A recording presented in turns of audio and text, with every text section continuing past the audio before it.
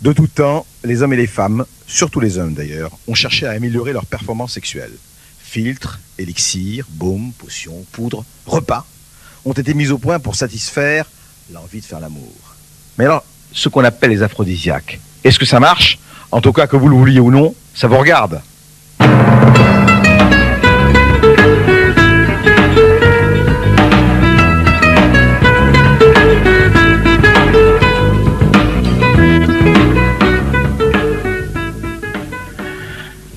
Bonjour, eh bien écoutez, on se retrouve. C'est bien de se retrouver, hein. La rentrée de Ça vous regarde. Comme vous le savez, ensemble, on parle de tous les problèmes qui vous intéressent, tous les problèmes qui intéressent la société, qui vous intéressent dans votre vie quotidienne. Et nous allons faire ça pendant la saison. Et aujourd'hui, nous commençons par eh bien, les aphrodisiaques. Alors, moi j'ai essayé de savoir ce que c'était d'abord que les aphrodisiaques. Et qu'est-ce qu'on fait? On va au Petit Robert, notre dictionnaire bien aimé. Et on voit terme né en l'honneur d'Aphrodite, substance propre à exciter le désir sexuel, à faciliter l'acte sexuel.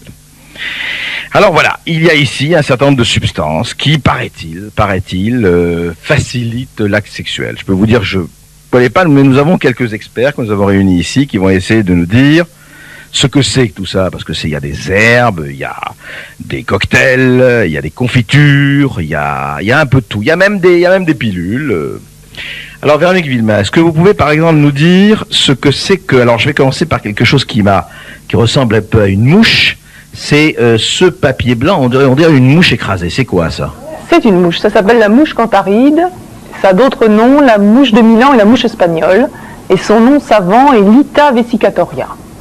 Et alors, les propriétés quoi? Alors les propriétés, c'est d'abord l'un des aphrodisiaques très dangereux et qui peut être mortel, c'est-à-dire tout de suite. C'est-à-dire qu'un abus de cette mouche ingérée peut amener à l'hôpital et peut amener à une mort assez rapide. Par exemple, cette dose-là, si je la prends, c'est l'hôpital garanti. Ce que vous avez ici, je ne vous revois pas dans 2 heures. C'est-à-dire les 4 mouches, si vous les ingérez maintenant, ça peut être très dangereux. Ça peut créer des problèmes rénaux, ça peut créer des problèmes de cystite graves, ça peut créer des hémorragies internes. Merci, c'est très gentil.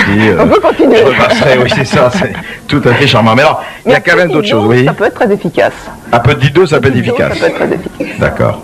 Mais alors, justement, cette histoire d'efficacité, on va en parler un peu parce que comment garantir l'efficacité? Alors, on va faire quelque chose, si vous voulez bien, avec nos invités, avec le public qui est dans la salle. Frédéric Gilbert, qui est le journaliste qui a fait l'enquête, qui en a essayé d'ailleurs, n'écoutant que sa conscience professionnelle, on va vous distribuer, avec Emmanuel, va vous distribuer un certain nombre de produits dont je vous préviens qu'ils sont tout à fait sans danger. Hein. Sinon, on le ferait pas. Ce ne sont pas des drogues, ce ne sont pas des choses, ce sont des choses en vente tout à fait libres. On se permettrait pas de nous faire arrêter sous prétexte de dealer. Hein. Alors, on va vous donner un certain nombre de choses. Vous avez les verres là. Frédéric, Emmanuel. Vous venez, vous prenez ce qui vous paraît donnable au public aimé. Alors, écoutez, vous allez dites, et puis peut-être en fin d'émission, j'essaierai de vous demander si vous avez ressenti quelque chose. Je vous demande simplement de ne pas immédiatement vous précipiter sur le partenaire qui est à côté de vous, parce que là, ce serait condamné par la loi, on pourrait plus. C'est un peu embêtant. Alors, vous essayez de rester sage quand même. Vous essayez de vous maintenir avant de quitter l'émission. Voilà. Alors les verres sont là-bas, donc Frédéric et Emmanuel, vous y allez. C'est parfait. Alors, que ça ne vous empêche pas d'écouter ce qu'on va dire. Et Véronique, dites-moi, Véronique Villemin, vous-même, vous avez essayé des aphrodisiaques? J'ai essayé quelques aphrodisiaques, oui. Entre autres, l'un qui est parti dans la salle, qui est une sorte de potion. S'il vous plaît, un peu de concentration. On fait des cures, et qui se trouve en Inde du Sud, qui recourt à la médecine ayurvédique, qui est une médecine à base de plantes, qui est une très vieille médecine. Et dans la médecine ayurvédique, il y a tout un chapitre d'aphrodisiaques. C'est-à-dire que vous pouvez aller voir votre médecin, parce que vous avez des problèmes, parce que vous n'avez plus de désir, parce que ça se passe pas bien. Et on va voir son médecin, on lui dit, voilà, alors ça fait partie comme si vous avez un mal de gorge, sauf que c'est autre chose. Et vous allez à la pharmacie d'État, ce qui est quand même très étonnant, et vous pouvez avoir ce type de produit, qui est un onguent pour vous badigeonner, ou des cures qui durent entre 20 et 30 jours, et on se badigeonne. Et ça marche? Je reconnais que ça marche. Enfin, pour vous, ça a marché. Pour moi, ça a marché. Ça a marché. Écoutez, c'est tout à fait étonnant. Alors moi, je vais vous donner, je suis très frappé parce que nous avons ici... Alors, Madame Mulot, vous nous avez apporté quelque chose qui m'a beaucoup frappé, c'est la poudre à zizi. C'est le coup de l'étrier, oui. C'est le coup de l'étrier. C'est un mélange de cette poudre. Alors, Madame Mulot est herboriste, oui. C'est un mélange de cette poudre dont se servaient les pharaons quand ils avaient des pannes. S'il vous plaît, un peu de silence, Alors, s'il vous plaît. je ne vous donnerai pas la quantité parce que c'est déposé, bon, je n'ai pas le droit. Alors, il y a du gingembre, du ginseng, de l'eutyrocoque, de la sarriette, de la berce, de la menthe poivrée, et le dernier, c'est quoi? Je ne me rappelle plus. Il y en a 7. Je fais ça toute la journée pourtant. Hein. Toute la journée. Vous êtes herboriste de votre métier. Ah oui, je fais préparer et vous ne mélange. travaillez que sur des plants naturels, évidemment, Oui. que sur du naturel. Mais il y a quelque chose dont vous n'avez pas parlé, il faudrait quand même en parler, Oui. parce qu'il existe aussi des anaphrodisiaques. Et si j'avais su qu'on apporte tous ces trucs-là, je vous aurais apporté de la poudre des nénuphars, vous les auriez calmés. Gentiment, ça remplace le bromure. Ah d'accord, vous voulez Alors là, dire vous avez quand même des farces à faire à quelqu'un avec ça. Vous voulez dire, je lui donne une poudre d'amour, je lui donne je lui donne des poudres de nénuphar et ça calme tout. Ouais, voilà, exactement, ça calme tout. Moi, j'ai trouvé une recette de grand-mère. Véronique Villemin. J'avais une grand-mère qui s'intéressait beaucoup aux herbes. Et pour calmer trop d'ardeur, elle note verser dans un demi-litre d'eau bouillante 15 grammes de feuilles et de chatons de saule. Oui, exactement. Il paraît que ça calme C'est tout. formidable aussi. Ça calme vraiment. C'est pour les femmes surtout. Et vous savez que Sainte-Hildegarde, la patronne des herboristes, interdisait le romarin et la berce chez Nonette, mais par contre préconisait énormément les nénuphars dans les étangs. Alors vous savez qu'il y a une chose formidable. Vous savez ce que préconisait, parce qu'il faut savoir que les aphrodisiaques et la recommandation des aphrodisiaques existent depuis des millénaires.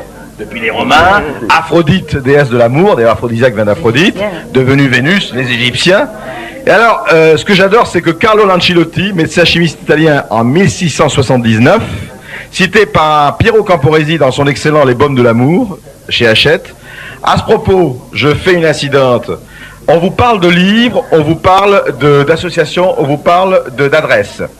Si vous voulez en savoir plus, s'il y a des livres qui retiennent votre attention, vous n'hésitez pas à militariser au 3615, code la 5. Et vous aurez tous les renseignements sur l'émission que vous venez de voir au sujet de la documentation. Donc je reviens, voilà ce que dit Carlo Lancilotti. Prendre le cadavre d'un homme de carnation et de poils tirant sur le roux, attention, le sang étant chez eux plus subtil et par conséquent la chair meilleure que chez les autres. Il doit être sans aucune pourriture et frais d'âge, de 15 à 20 ans environ, mort de mort violente et non d'infirmité aucune. Exposer le dit cadavre un jour entier et toute une nuit par temps serein à l'air, au rayon de soleil et à la lune. Et alors je vous passe les détails, faire macérer, imbiber la chair d'esprit de vin, tremper dans l'esprit de vin, et enfin la placer, toujours la peau, à l'air dans un endroit sec et ombragé, comme s'il était dans un four à pain ou un foyer similaire, jusqu'à ce que les dites tranches soient parfaitement sèches, ayant l'apparence de la viande fumée. À votre avis, Robert Villon, est-ce qu'on peut manger du cadavre d'homme roux ressemblant à de la viande fumée? Est-ce que c'est aphrodisiaque, ça? Alors écoutez, ça je ne sais pas, je n'ai pas goûté, mais il est vrai Il est un que... peu roux, hein. C'est pour ça que je me suis mis à côté de lui. Je dis un cadavre d'homme roux. Non mais j'avais illustré, alors là, théoriquement, quand on parle de ces vieilles recettes qui sont un peu magiques à quelque part, c'est un petit peu la recherche de l'extraordinaire. C'est vrai que dans les filtres d'amour du XVe siècle, on parle des testicules d'un loup vierge. Alors d'accord, un loup facile, testicule, mais vierge, il faudrait quand même lui demander. C'est vrai. Alors, Robert Villon, vous avez écrit La cuisine amoureuse et magique aux éditions Philippe Lebeau. Et je voudrais savoir, racontez-nous un peu comment vous avez découvert, vous, les aphrodisiaques. Parce que je sais que vous êtes un excellent cuisinier. On m'a dit que vous avez fait notamment, alors je dis, vous savez ce qu'a fait Robert Villon? Il a fait le repas de Casanova à Venise. Reconstituer un repas érotique dans le Casanova. Oui. Alors comment vous êtes venu à cela? Ben écoutez, je crois que nul n'est prouvé dans son pays, et j'étais au Mexique où je ouvrais une chaîne de restaurants, et dans les marchés mexicains j'ai vu aussi ces espèces de flacons où justement on préparait des élixirs d'amour, et je me suis dit, mais en France aussi j'ai vu l'eau de vipère, j'ai vu aussi des choses qui sont considérées comme des aphrodisiaques, et je me suis penché un petit peu sur toute la culture française, culinaire, puisque c'est mon métier, je ne suis pas un thérapeute, mais un cuisinier. Donc je me suis penché un peu sur ces problèmes, et j'ai vu que on pouvait, dans tout le bon sens populaire, trouver des choses intéressantes. Par exemple, artichaut, c'est pour monsieur, c'est pour madame, c'est pour chauffer le cœur et l'âme, et pour avoir le cul chaud. Et c'est vrai que artichaut, ah ouais. artichaut. Et c'est vrai que l'artichaut est employé dans la cuisine amoureuse, mais la cuisine amoureuse chez moi c'est pas forcément la cuisine aphrodisiaque. C'est-à-dire que chez moi, dans cette cuisine, il y a toute une démarche. D'abord, pour être amoureux et être en forme, il faut être deux, et il faut aussi que ça se passe bien. Donc la cuisine amoureuse, c'est aussi les gens qui rentrent complètement dans le sujet et qui vont chercher à trouver les petites herbes extraordinaires pour leur bien-aimé. Donc si vous voulez, ils vont aussi avoir toute une préparation pour cet acte d'amour. La table va être le médian. C'est aussi aphrodisiaque, mais c'est pour amener à l'amour. Alors moi, il y a un cocktail qu'a préparé Robert Villon. Le voilà, c'est à base de quoi? Alors c'est à base d'hydromel, d'ambre. Alors l'ambre, c'est la sécrétion stomacale minéralisée du cachalot, et de berce. La berce. Hydromel, angue et berce. Voilà. Est-ce que cette dose est bonne? Enfin... C'est la bonne dose. Bon, bah écoutez, je vais la boire. Et, on va voir ce que ça va donner.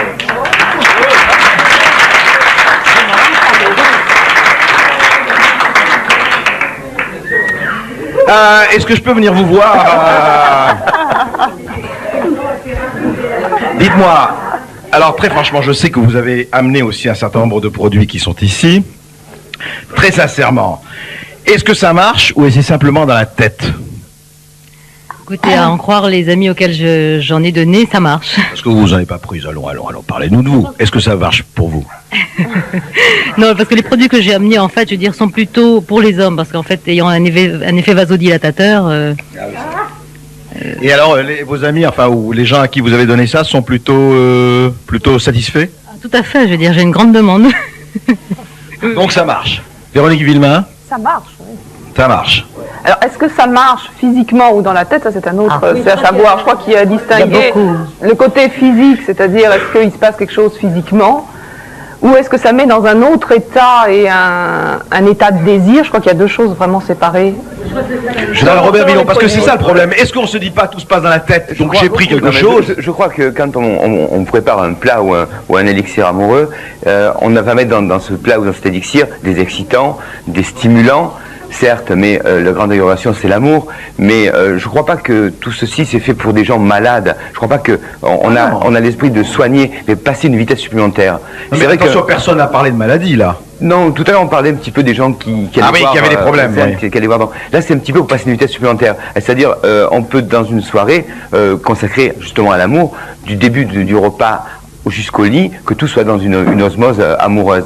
Donc on va trouver la plus belle plante, le meilleur mets, et tout ça dans une communion ensemble. Donc pour vous, ça fait partie d'un rituel, d'une cérémonie? Le rituel est aussi important que les stimulants qui existent. Bon, quand on prend la testostérone, c'est vrai que ça met en forme. Mais si en plus on aime, quel pied! Ah oui, bah, il vaut mieux avoir quelqu'un qu'on ne déteste pas si on prend ça me paraît évident. Madame Mulot, comme le mulot. Et la poudre à zizi, franchement, ça marche? La poudre à zizi, ça marche. Je pensais, lorsque j'avais fait Super Sexy, à tous les vieux impuissants de Paris. Oui. Eh bien, le lendemain, il y avait la queue. Mais je vous en prie, Madame Mulot, je vous en prie. Mais c'était une queue de jeunes. Ouais. Vous aviez des queues de jeunes. Je pense qu'il y a beaucoup de psychosomatisme. Monsieur ne me dira pas le contraire, probablement. Oui. Madame Mulot, c'est un support, il y a beaucoup de psychosomatisme, mais malgré tout, il y a quand même des hormones dans ces plantes.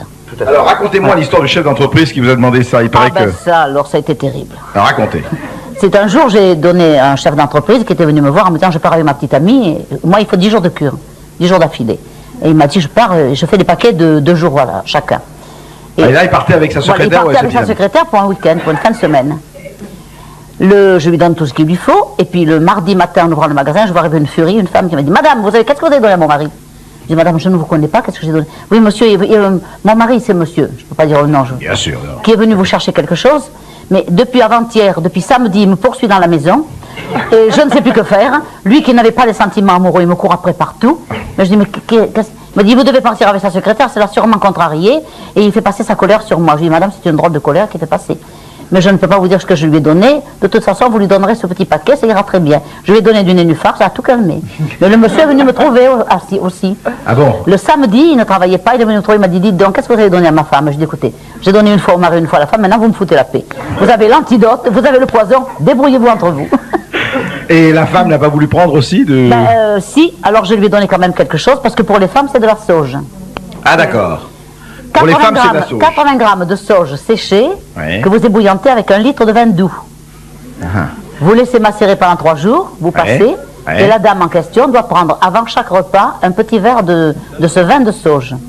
Que les dames qui ont des mammites ou des histoires un utérus fibromateux ne le prennent pas, parce que ça développe les fibromes et ça développe les kystes au sein.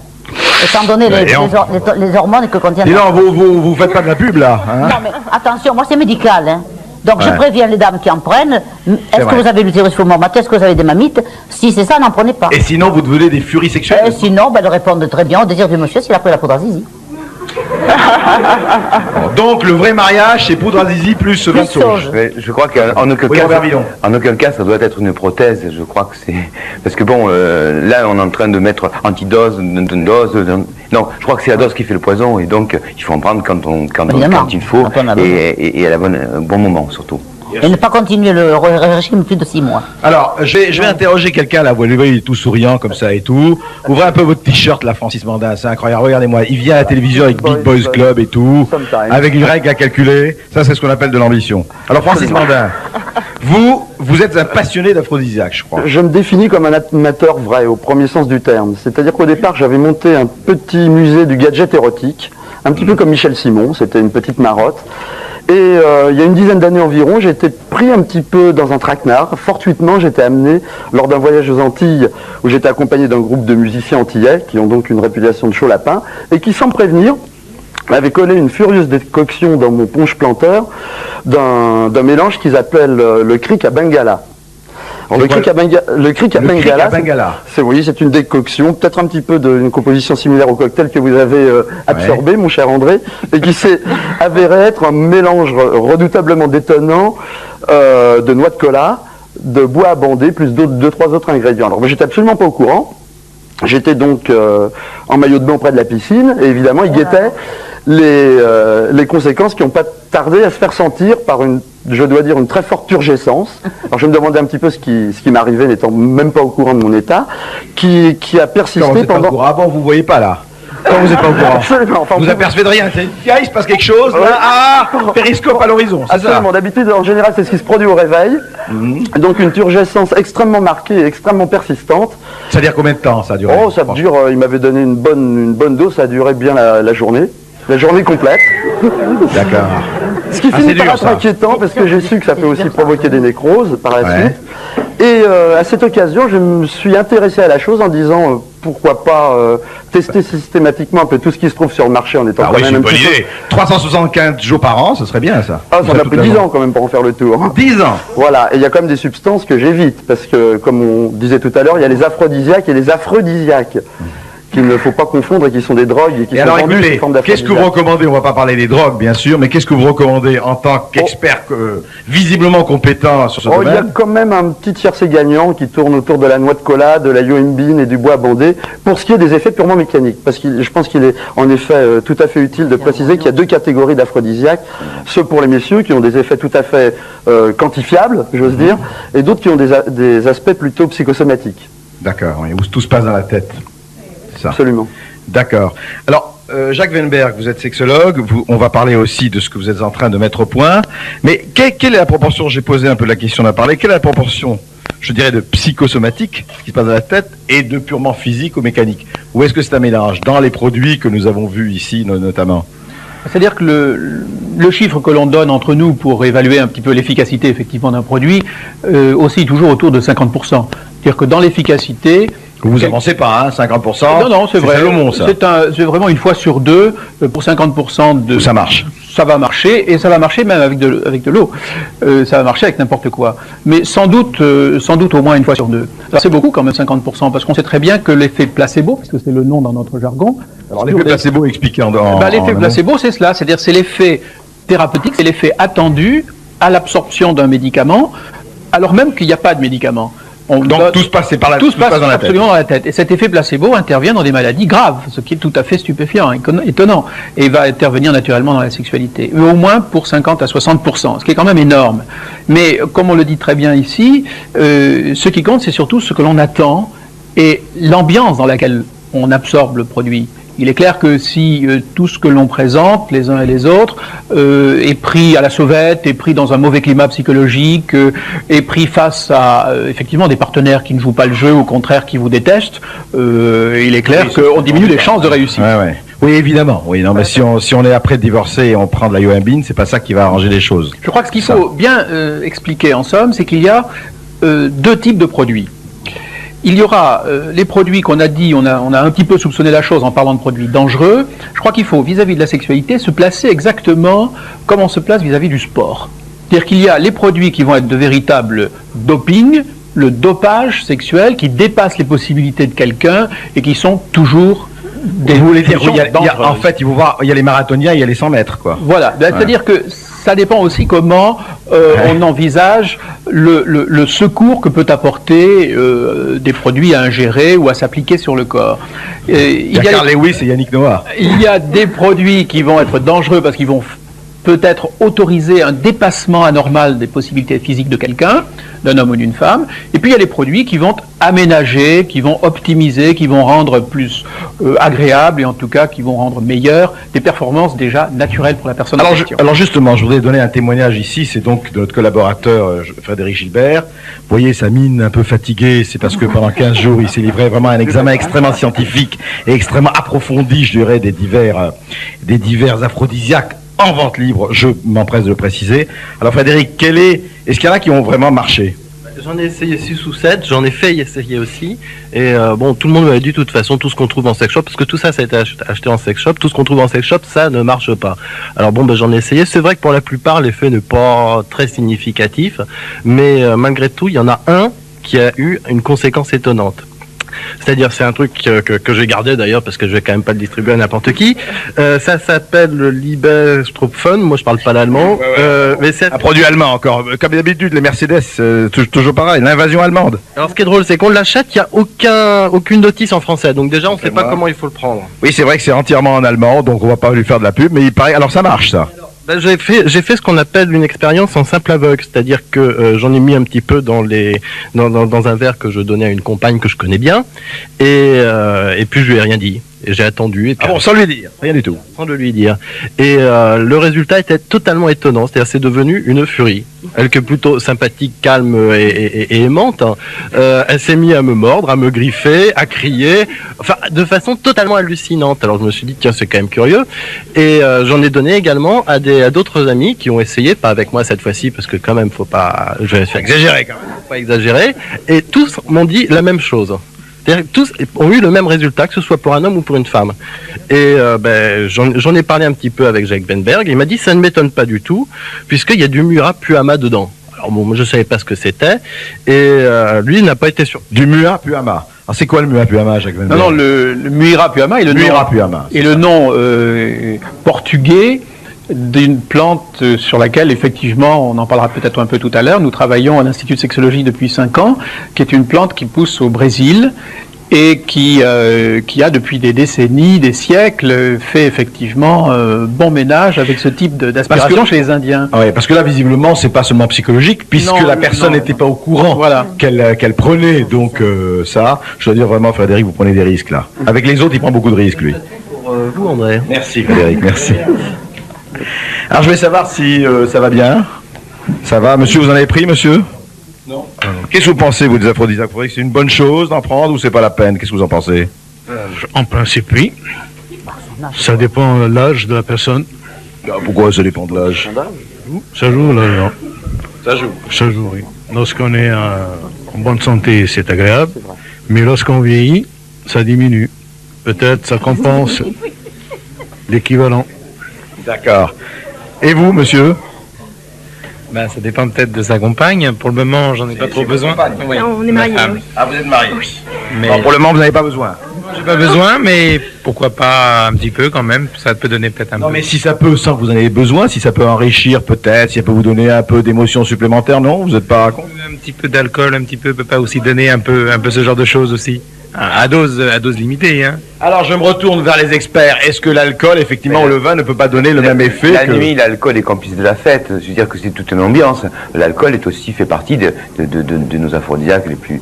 En dose toujours pareil, la dose qui fait le poison. Mais je crois que tout ça c'est.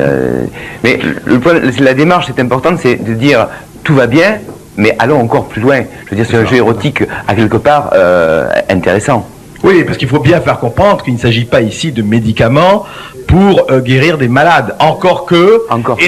Est-ce que justement des gens qui sont, par exemple, qui souffrent d'impuissance ou d'impuissance partielle peuvent être aidés par certains de ces produits? Oui, mais c'est le problème de l'ambiguïté du terme d'aphrodisiaque. Je crois qu'ici, on a la sagesse de rester dans un secteur qui est bien sympathique, qui est celui de la convivialité, celui de l'affection. Oui, on fait pas, c'est pas une émission médicale.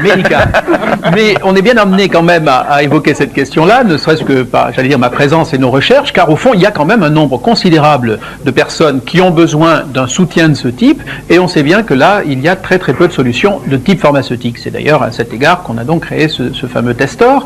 Mais effectivement, distinguons-le de tout le reste qui entre dans un cadre plus convivial. On pourra peut-être plutôt terminer l'émission sur la médecine. Absolument. Mais docteur, il faut quand même se rendre compte que Madame Bulot. s'il y a une mauvaise circulation, si quelqu'un est diabétique, s'il y a des plaques d'athérome le long des artères, la verge, il faut parler, mais bon, étant un organe fortement vascularisé, si le sang ne passe pas dans la verge, il n'y a pas d'érection possible.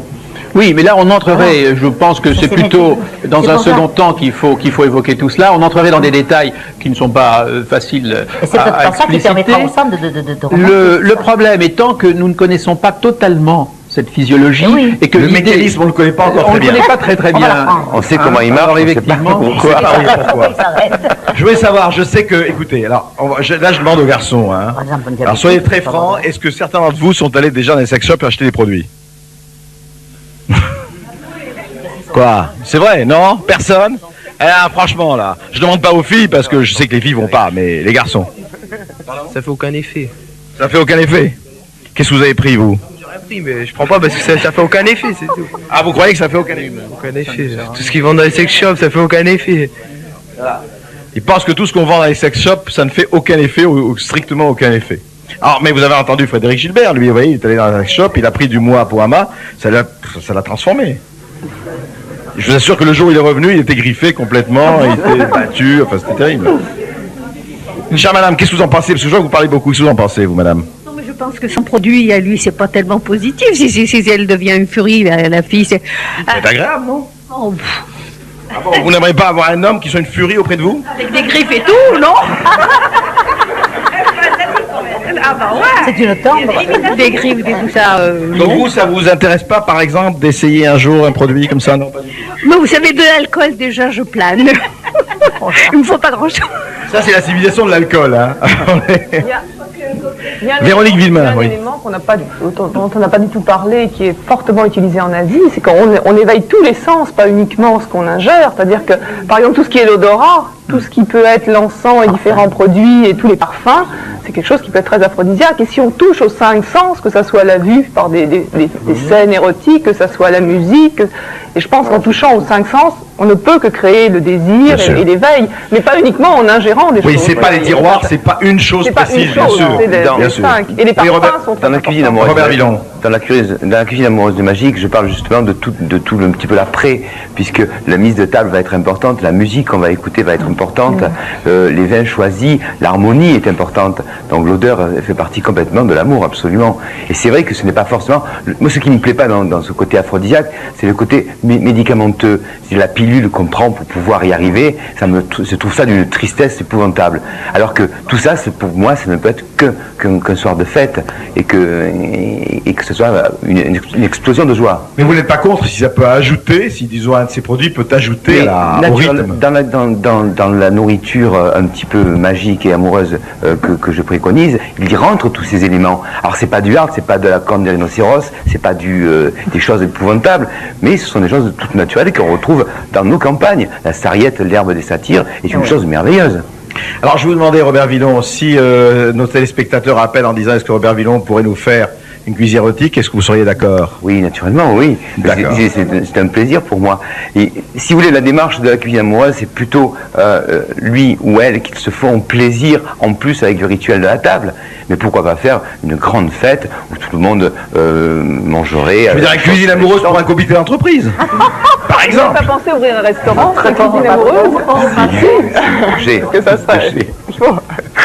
Alors, moi, je voudrais quand même qu'on reparle un peu, parce que moi, ce qui me fascine, et je ne sais pas, je pose la question à tous les invités, qu'est-ce qui fait que, quand même, parce qu'il faut dire que ça existe depuis des millénaires, parce que toute la littérature, toute la civilisation, toutes les civilisations ont connu les herbes de l'amour, les produits de l'amour, etc. Donc, il y a évidemment cette demande amoureuse, cette tradition amoureuse, et puis cet instinct qui est là depuis des siècles. Alors, quelque part quand même, c'est au-delà du simple placebo, c'est au-delà de. Je veux dire, il y a une vraie demande qui roule du fond des siècles. Oui, dire qu'il y a tout un panthéon amoureux, je veux dire que toutes les herbes ont leur déesse, et les herbes amoureuses ont leur déesse de l'amour. C'est assez amusant, de l'armoise dragon en passant par la sarriette, on a donc Artémis, et donc si vous voulez, il y a tout un panthéon, et chaque civilisation est totalement différente, ont pratiquement les mêmes herbes qui sont déifiées. Donc il y a de très belles histoires là-dessus, et chaque fois on retrouve la plante qui va être la plante de l'amour. Et je trouve que c'est important parce que tout ça, ça nous rattache aussi à une chaîne de la recherche du plaisir et de l'amour depuis des siècles. Est-ce qu'on enseigne ça dans les écoles, Robert Villon ? Non. C'est dommage, non ? C'est dommage, mais je crois que ça fait un peu partie de la poésie. On en parle, mais on n'achète jamais une type de poésie. Ce qui est très important dans la question que vous évoquiez, c'est en fait de faire un constat. C'est vrai, cette question est fondamentale. Le constat n'est pas très glorieux pour l'espèce humaine. Ce constat, c'est qu'au fond, la sexualité humaine a une vocation physique, biologique, essentiellement destinée à faire des enfants. Et que la fête... Au départ, mais oui, mais à l'arrivée aussi, et que la fête n'est pas tellement facile à réaliser, comme si la nature l'avait pas trop prévu, comme si c'était facultatif, comme si c'était au fond un effort de plus. Et c'est pour ça qu'il y a cette recherche ancestrale de faire mieux, comme si en réalité notre capital naturel, biologique, était insuffisant. Et je crois que c'est tout à fait important. Mais est-ce que ce n'est pas ce qui nous sépare des animaux ? Les animaux ne cherchent peut-être pas le rituel érotique et ils ne cherchent pas la sarriette, les animaux spécialement. La grande différence est là. Bien que la sarriette s'appelle le poivre d'âne, et quand on a vu un âne, mon Dieu. Francis Mandin, vous, après cette expérience des Antilles, là, dont vous avez parlé, qui était quand même un exploit qui a dû vous valoir beaucoup de... Enfin, j'espère pour vous beaucoup de succès. Vous continuez ? Je continue régulièrement, mais sur un plan, j'allais dire, presque expérimental. Aussi bien par curiosité intellectuelle que pour, en effet, distinguer un petit peu les produits qui ont un effet réel de ceux qui sont psychosomatiques et puis ceux qui ne valent rien du tout, comme en effet toutes les choses qu'on vendait en sex shop. Et donc régulièrement je teste par-ci par-là un nouveau produit, en me gardant bien évidemment de toucher à ceux qui sont un peu dangereux et sur lesquels il faudra revenir quand même, parce qu'ils sont largement publicisés dans certains cercles, et il ne faut vraiment pas y toucher. Et donc petit à petit j'enrichis mon expérience comme ça. Mais pourquoi vous faites ça ? Par curiosité à la fois pas par plaisir. Pour les deux. Pour les deux. À la fois par curiosité et par plaisir. Mais par exemple, avec vos partenaires ou votre partenaire, quelle qu'elle soit, est-ce que vous vous faites profiter de cette recherche et de ces découvertes ? Tout à fait. Alors justement, je tiens à souligner que les aphrodisiaques qui ont justement un effet vasodilatateur sont surtout très bien pour la partenaire plutôt que pour la personne qui l'ingère. Dans la mesure où donc on améliore sa propre performance, mais il faut savoir qu'on n'accroît pas son propre plaisir. Donc si on a une vue altruiste de l'amour et qu'on veut surtout donner du plaisir à sa partenaire, ce genre d'aphrodisiaques sont plus efficaces pour la partenaire que pour soi-même. Ah ouais, vous sentez un peu mécano, quoi, un truc comme ça. Je veux dire, non mais c'est vrai, quoi, vous sentez plus rien, vous, enfin, pratiquement. Si, quand même. Mais enfin, disons, c'est surtout la demoiselle qui en profite. Ah ben, il faut être altruiste dans la vie. Absolument. Très bien. Ben voilà, alors si vous voulez être altruiste, si vous voulez faire du bien, vous faites comme Francis Mandin. Du bien longtemps, c'est ça, vous faites comme Francis Mandin. Cela dit, ce qui est intéressant dans ce qui se dit ici, c'est que quand même, il y a des résultats fonctionnels, je dirais. Il n'y a pas que... Alors, je voudrais justement, Véronique Villemin, je voudrais qu'on revienne un peu à l'inventaire ici, et aux autres aussi. Je voudrais qu'on revienne ici, alors je voudrais par exemple signaler ceci... Là, vous aviez dit, ça c'est en Inde. Hein.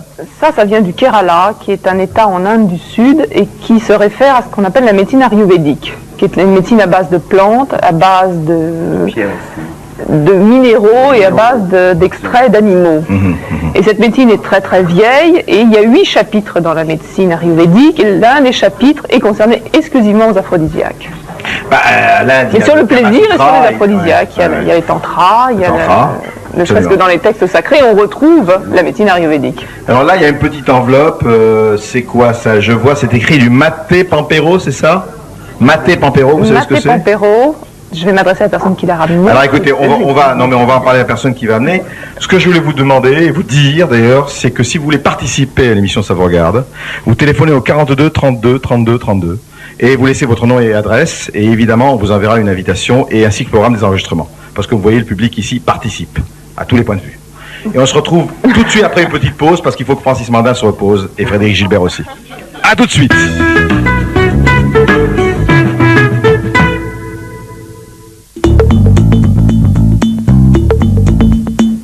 Vous tapez 3615 Navy et vous jouez. Vous cumulez vos points cadeaux et vous gagnez les cadeaux qui vous font envie sur 3615 Navy.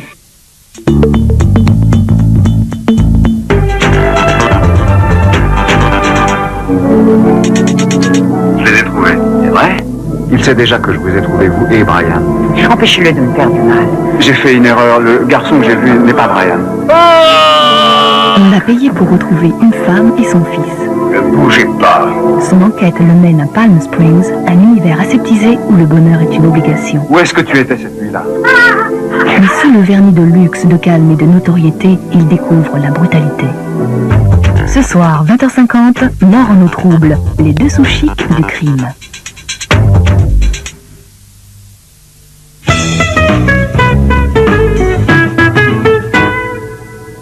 Les aphrodisiaques, les incitateurs à l'amour, ça marche ou ça ne marche pas.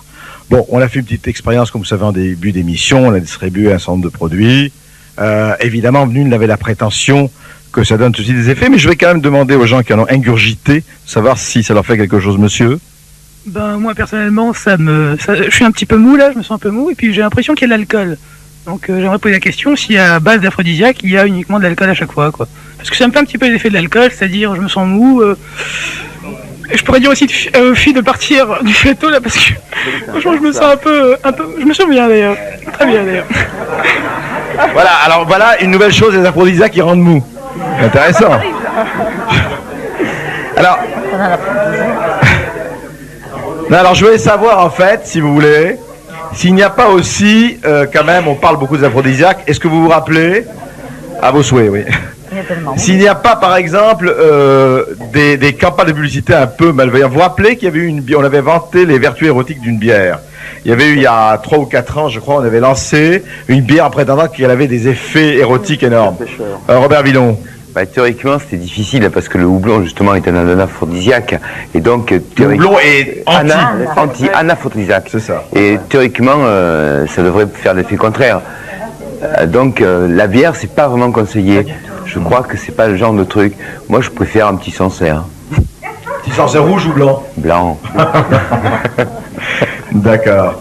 Mais vous avez dit aussi que vous avez dit, et les confitures alors, parce que j'ai vu qu'il y avait des confitures là. C'est assez amusant ça, c'est-à-dire que Nostradamus a écrit le traité des fardements et des confitures en 1517, et dans le traité des confitures, il a donc donné toutes ces confitures qui étaient des confitures médicales. Ne pas oublier que Nostradamus est aussi un apothicaire et qu'il conservait les vertus des plantes dans le sucre. Donc ces confitures étaient considérées comme des médicaments, comme les aphrodisiaques d'aujourd'hui.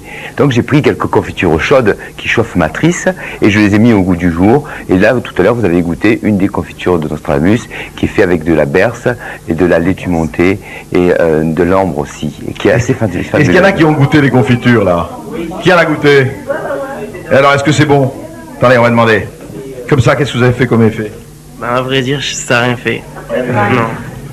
Mais ça, vous êtes rassuré? Il faut que le sang circule. Hein. C'est bon. Ah ben je crois quand même que... Nous, on veut que ça fasse un effet. On parle pas de délicieux, nous. Voilà. Oui, lui il dit même si c'est nul, il faut que ça fasse un effet, quoi. Alors, je crois que la différence, justement, c'est que le goût participe aussi à l'émotion. Je veux dire que là encore, je crois qu'il faut, dans mon avis, il faut toujours distinguer le côté physique du côté plaisir. Je crois qu'il faut que tout soit ensemble. Plaisir, le physique, tout doit être ensemble. Si on prend ça comme médicament, je vous dis que c'est assez absolument. Alors Madame Mulot, je vous trouve extrêmement songeuse. Vous êtes en train de ronger votre doigt. Non, je tiens ou vos ongles. Je voulais savoir, les gens qui viennent vous voir, vous êtes herboriste dans une petite ville, je crois? Oui, dans un petit pays du Sud. Dans un petit pays du Sud, nous ne le nommerons pas, parce que sinon... Entre Nîmes et Arles, voilà. Voilà, alors si vous voulez aller voir Madame Mulot, entre Nîmes et Arles, vous demandez Madame Mulot, tout le monde connaît, il y a des coachs jeunes, c'est ça que vous m'avez dit l'autre fois? Vous m'avez dit. Non, alors dites-moi, les gens qui viennent vous voir, qu'est-ce qu'ils vous demandent? Ils sont très gênés.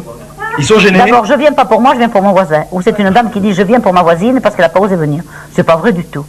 Alors j'essaie de... personne ne dit je viens parce que non, moi... il n'y en a pas beaucoup, il y en a à peu près 30% à peine qui disent je viens pour moi, pour mon mari, pour moi. Ben, ils me disent voilà, vous avez dit qu'on avait des pannes, on a des pannes, c'est vrai. On a des pannes, il faut essayer de nous aider. Que ça soit placebo ou pas, vous savez qu'une herboriste c'est un peu un confesseur, c'est un peu quelqu'un qui qui les Mais vous les interrogez à ce moment-là, Madame Oui, Biot? oui, bien sûr. Et ils parlent facilement? Facilement. Étant donné mon âge, je peux me permettre de les interroger. Bah oui, mais il y a de bons résultats. Puis vous êtes sympa. Ça a vous été êtes très marrant adorable, parce vous que procédez j'ai bien. encore reçu une lettre avant de partir ce matin qui me dit j'ai près de deux paquets, enfin. Je sens que ça bouge un peu, mais c'est pas encore ça. Si ma préparatrice m'entend, elle doit rire. Parce qu'on s'est bien marré avant de partir. Mais normalement, oui. Alors je voulais dire également que les buveurs de bière sont très embêtés parfois parce qu'ils boivent trop de bière. Et que lorsqu'on va cueillir du houblon dans les houblonnières, les patrons sont obligés de dire aux femmes qui viennent, vous avez eu vos règles il y a 3 jours, vous allez les avoir dans 3 jours. Ah bon? Étant donné la force de l'hormone féminine qu'il y a à l'intérieur du houblon, ça c'est normal, le cycle est complètement cassé. Ah d'accord, alors le houblon Alors la bière, déconseillé. la bière est déconseillée, les gros buveurs de bière ne sont pas des gens formidables au point de vue sexuel. En Ouais, il faut qu'ils le sachent. Oui, Véronique Villemin. Madame Mulot. Autrefois, en parlant de cycle, je voudrais vous poser une question. Oui. On coupe normalement les plantes à certaines périodes, ou puisqu'elles sont attribuées à soit un saint, soit une divinité. Et est-ce que actuellement on les coupe toujours à une certaine période? Est-ce qu'on les prend à une certaine période par rapport à un cycle? Je pense au cycle féminin qui est bien précis. Est-ce que ça on le fait plus du tout? La marée, etc. Mais pour le moment, on ne retient pas ça. Ou alors il n'y a Sur que, l'huile ou de marée, oui, c'est il n'y a compliqué, que des ça. choses que nous ramassons nous-mêmes. La nuit de la Saint-Jean, par exemple, c'est quelque chose de sensationnel. Mais on ne peut pas faire ça pour 1 tonne de plantes par mois. Oui, Robert Villon. Justement, si j'appelais la cuisine amoureuse et magique, c'est qu'il va rentrer justement tout ce respect du cycle Oui, voilà. de la plante. C'est-à-dire que je demande qu'on aille cueillir sa plante en pleine lune pour son ami ou pour son efficacité maximum. Et c'est qu'on va retrouver donc tout ce rituel, mais c'est vrai que quand on est herboriste et qu'on passe des kilos d'herbe, elle est obligée d'avoir des mains mercenaires. C'est-à-dire que là, quand vous allez cueillir l'herbe pour la femme que vous aimez, en l'accueillant, vous allez dire c'est pour mon amour. Et donc, il y a déjà tout un dégagement de magnétisme entre vous et la plante. Mais alors, Robert Villon, excusez-moi, mais si je passe mon après-midi à cueillir des herbes en disant c'est pour mon amour, le soir, je suis... Non, je vais dire, c'est pour mon amour, et je m'endors. Non, c'est vrai qu'il y a toujours des effets pervers là-dedans. Véronique Villemin, vous vous occupez... vous vous occupez de bois notamment, hein? Vous êtes architecte. Je suis spécialiste, si on peut dire, mais au départ, dans le bois de cocotier. Je suis architecte et je voyage à travers le monde pour m'occuper de construction d'habitats bon marché à base de bois de cocotier. Ce qui veut dire que je circule entre les 2 tropiques, spécialement en Asie et en Afrique. Partout, il y a des cocotiers. Le cocotier est l'arbre, le 2e arbre le plus répandu au monde après le sapin. Ça veut dire qu'il y en a partout, dans toutes les îles. Et mon travail consiste à faire des expertises et faire de la construction en bois de cocotier. Ce qui m'amène à rencontrer beaucoup à la limite, je dirais, de sorciers ou de gens assez magiques, ne serait-ce qu'en Inde du Sud, là où je suis assez souvent, puisqu'on essaie de construire en respectant la tradition. Donc, qui dit tradition, je me retourne vers des gens qui sont, par exemple, je pense à un charpentier précisément, qui est à la fois astrologue, religieux, homme de science, et qui connaît aussi la valeur des herbes. Et par exemple, au Kerala, l'architecture est liée à la médecine. C'est-à-dire qu'on n'utilise pas n'importe quel bois pour n'importe quelle chose. Dans les palais, il y avait 28 variétés de bois, et chaque bois avait une relation avec la thérapie. À savoir qu'on dormait dans un lit en santal. Parce que le santal fait dormir. Et tout était fait de cette manière-là. Donc également, les produits amoureux, dit l'incitateur à l'amour, c'est aussi dans cette perspective-là. Évidemment. Donc c'est ça qui vous a amené à vous intéresser... C'est ça qui m'a amené à m'intéresser aux aphrodisiaques, et puis à tout le côté magique des choses, puisque tout se fait sur des rituels, sur un côté magique et irrationnel, d'où le côté vibration dont on parlait, et le côté mise en scène globale. Et inévitablement, on arrive sans arrêt à l'amour. On revient toujours au point amoureux. Est-ce que c'est pas la différence? Là, je vois, regardez par exemple, il y a un pot de confiture qui traîne là. Hein, je veux dire, je vais pas le laisser là parce que les personnes qui vont s'asseoir là, après, vous imaginez ce que ça fait à la... non, mais je veux dire, je veux pas l'arrière-train érotique, ça va, quoi. Je préfère le laisser là et le remettre là parce que ça, c'est embêtant. Mais non, vous savez, vous posez la question. Moi, je crois que la vraie question qu'on peut se poser aussi par rapport à ce qu'a dit Véronique Villemin, c'est l'histoire de l'Occident. Parce qu'en Orient, en tout cas en Inde, ça fait partie complètement de la vie quotidienne et de la nature. Et en Occident, on dirait que c'est relégué, soit dans les sex shops, soit heureusement dans les herboristeries comme chez Madame Mulot. On a l'impression qu'on a la coupure, hein, en Occident. Il y a des coupures, puisque je pense qu'ici, ce qu'on disait tout à l'heure, on a facilité à prendre des pilules en se disant ça va faire quelque chose, mais on oublie le reste. On oublie que l'alcool, le décor, la musique, la personne, tous les sens peuvent être en éveil, et pas uniquement ce qu'on ingère. C'est ça. Et ça, on oublie trop souvent, malheureusement. Il est vrai qu'on retrouve dans les traditions païennes le sens de cette fête orgiaque beaucoup plus présente qu'aujourd'hui, où les gens sont un peu plus vivants. Même au XVIIIe siècle. Même au XVIIIe siècle. C'est quand même caché. Alors Jacques Weinberg, vous voulez le déposer comme agrément. Alors Jacques Weinberg, lui, il vient de faire je dirais pas un médicament, mais enfin presque, on peut dire. On peut en parler, le Testor Plus, vous l'avez déposé en tant qu'admission au ministère de la Santé, je crois. Oui. Il est admis comme médicament. Comme médicament, c'est-à-dire qu'au fond, on évoque maintenant le second volet du problème des produits stimulants, c'est le volet destiné à des personnes qui souffrent d'insuffisance.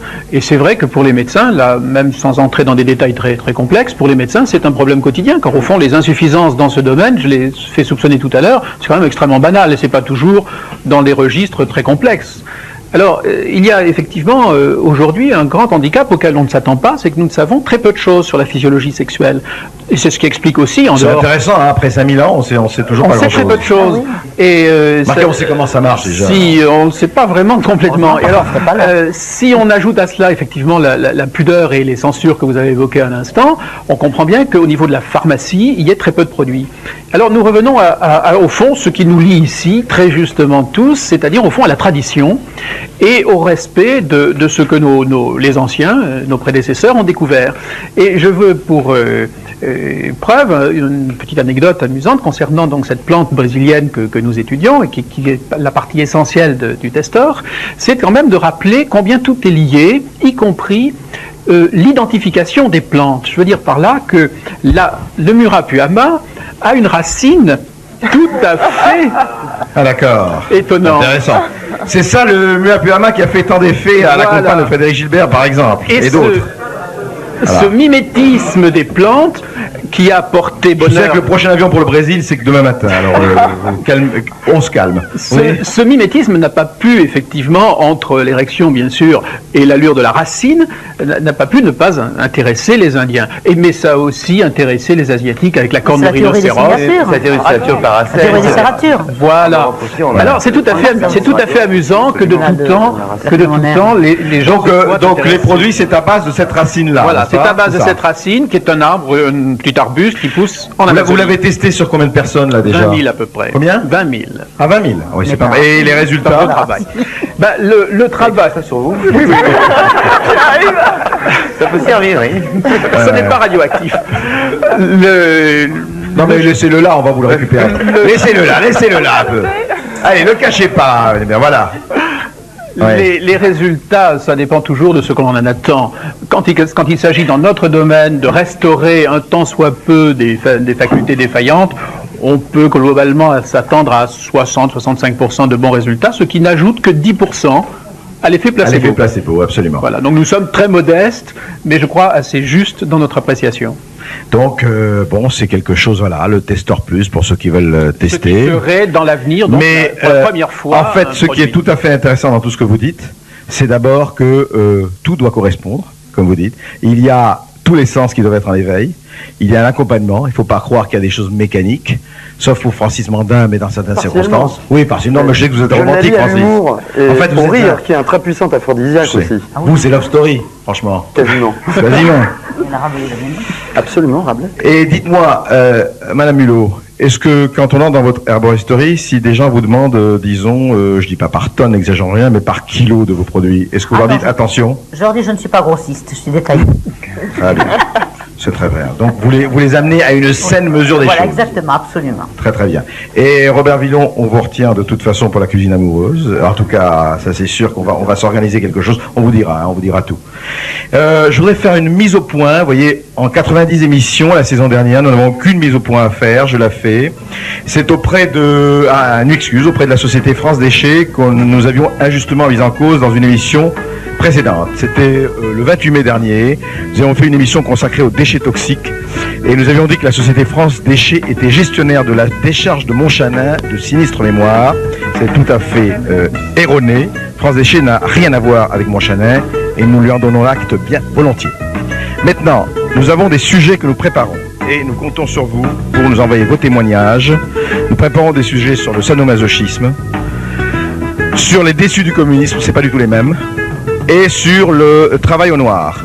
Donc, dans ces cas-là, vous militez au 3615, code la 5, où vous nous écrivez. Voilà, nous comptons sur vous et nous vous attendons. Merci.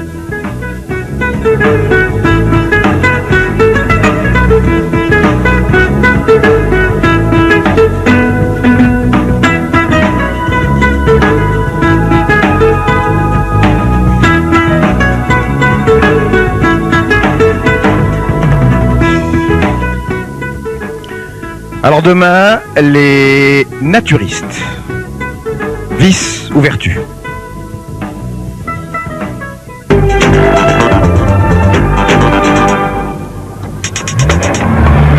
Si Jeff a trahi, il ferait mieux de se cacher. Le milieu n'apprécie pas du tout. Si Laurent marche avec Jeff, il ferait mieux de se méfier. Ça attire les ennemis. 2h30 de retard. C'est une situation grave. T'es tout seul, Laurent. T'es sûr que tu veux pas changer d'avis? Oui, je suis sûr. Alors t'es contre nous? Où est Jeff? Je ne sais pas.